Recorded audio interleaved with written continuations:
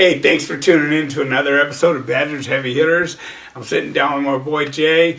We've mostly been just having some laughs, reminiscing on the old days. What we consider funny back then definitely wouldn't be funny today.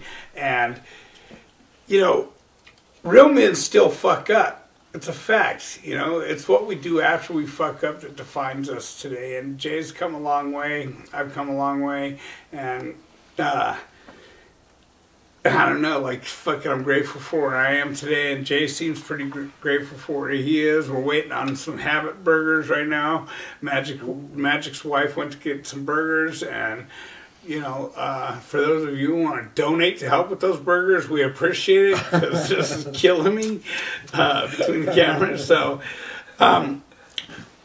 you spent some time on some yards.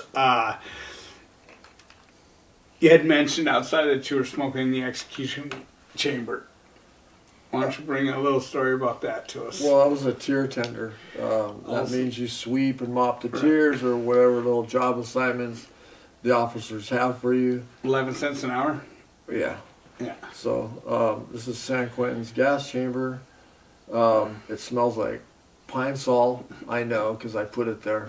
And we smoked a little bit of weed in there because nobody's back there. It was a good spot to go back and smoke your little joints. No point man necessary. No, because you're locked out of everything. They actually lock you in there. Everything. Right. But it's a cozy little room, None of that stuff seems to bother you when you're there. In Old Folsom, they still have the gallows where they used to hang guys. There's a lot of bad stuff, but there's also, I think, humor carried me through a lot of it. When you first come into a prison, after you've gone through reception, you hit a mainline yard, they put you on 2-week CTQ, and then you go to the confined to quarters. And you go to the parole board after that. If your homeboys know you're there, they'll hit you with the little packages and stuff, some cigarettes and whatnot. Well, we came out to go after 2 weeks. They released all the cells.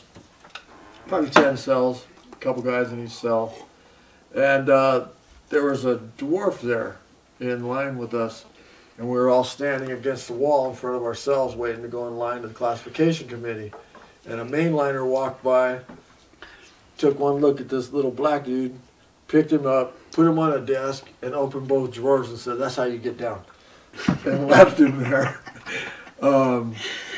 That's how you get down. Yeah, well, humor goes a long way in there. I was going to tell him a story. We're real political with our rules on what we can watch on TV, who we can talk to, things like that. Who you eat after, who you drink after, where you sit, who you walk and talk with, things like that. Well, my cellie and I were watching the Cosbys one night, and we were stoned. And Tracy, all kind of weed smoke blowing out of the cell. And this one cat that I bailed out of heroin debt twice walks by and looks in the window and sees us watching the Cosbys, which is a violation. Major violation. For our rules. So you're going to get taxed, and it ain't going to be nice. So he splits. We change the channel real quick, and then 4 heads come back, and they're all peeking in the window. And he goes, "You were watching the Cosbys, man. You guys are fucking burned up." And I told him, "You know what, that was a fucking Jello pudding commercial. Go fuck yourself." In your ass. So even though, we lived by certain rules, there was still a level of humor that carried us through, and camaraderie. That's one of the things I do miss, but I still carry that humor with me, Every day, bro. It doesn't really matter back then whatever they did, and it was just a direct result of my actions, and I'm not, to be honest with you, I'm not sorry about those things that I did. I'll make amends for those things that I did, but a lot of the things I'm probably not humanly capable of feeling that. But if it comes to an animal,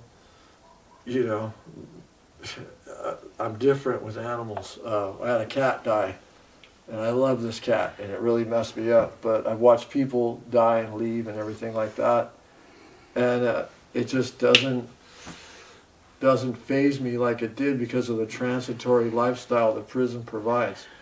You know, you're going to have a friend, yeah, but you know in the end, you came in alone, you'll go out alone. For sure. And that's the way it is.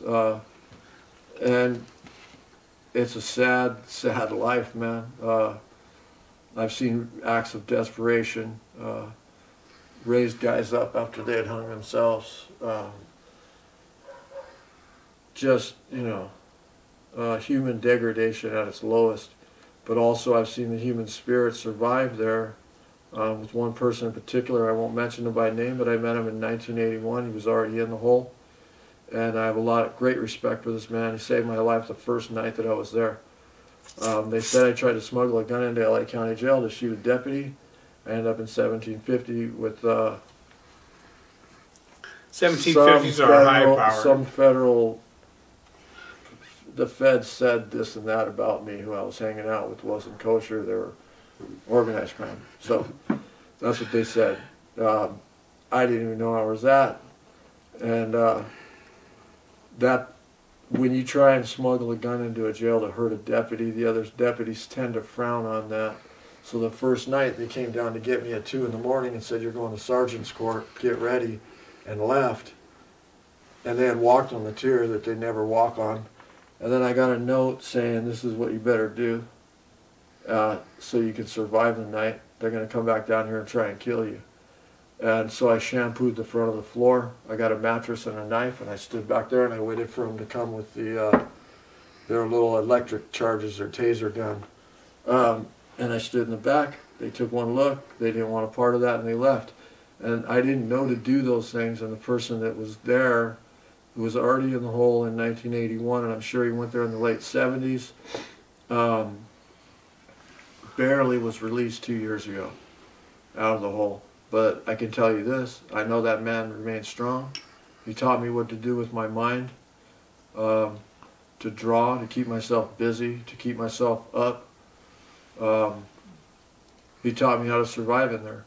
And other than, you know, he didn't owe me anything, you know, just out of the kindness of his heart, as bad as a person as they say he is, I know that person has a good heart, you know, and I'm glad that he finally got out of the hole. That's a long time to be in the hole.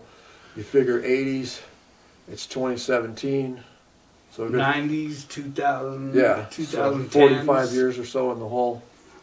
You know, I met a lot of guys that were great courage, strong people, good people. We like to call them heavy hitters. Yeah, and he is. No doubt about it. Still doing for others when he can't have nothing done for him, you know, reaching out and letting one of these pups know this is how you have to behave tonight if you want to survive the evening. You know, that's a serious heavy hitter. So, you know, I'm glad that he was there for you at the time. Fortunately, we don't have to live that way today. No. I appreciate you putting your shit out there. You know, you have a lot of shit going on in your life right now, and I hope somebody grabs on to what you're saying, Jay. You know, like you said, we're all men now. You know what I mean? Getting pretty old. It sucks because you look in the mirror and that's the only place you see it. You know, you don't feel it inside, right? I know you guys can relate to I'll never make it to 21. For and sure. After I did, I went, well, what now? You know? A lot of things that I never thought would happen have happened for me. I've got really good people in my life, man, and that's important to me.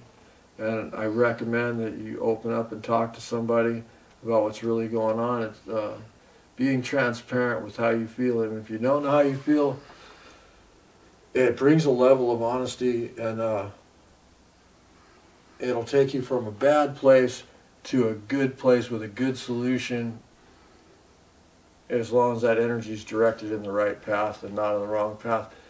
I don't think that I'm a bad person. Those are just things that I've done. It's not who I am. I find out who I am on a daily basis by making myself available. I'm glad to be out here. It's a privilege, and I know that my friends that are never going to see the light of day, that know me, would be proud of me for finally making it. You know, and I'm not saying that I've made it. Just to be a member of society and not be afraid of going back, no warrants or anything like that, is a major accomplishment. Oh, and I voted too. Shut the fuck up. Respect, Doc. Cut. Just cut it.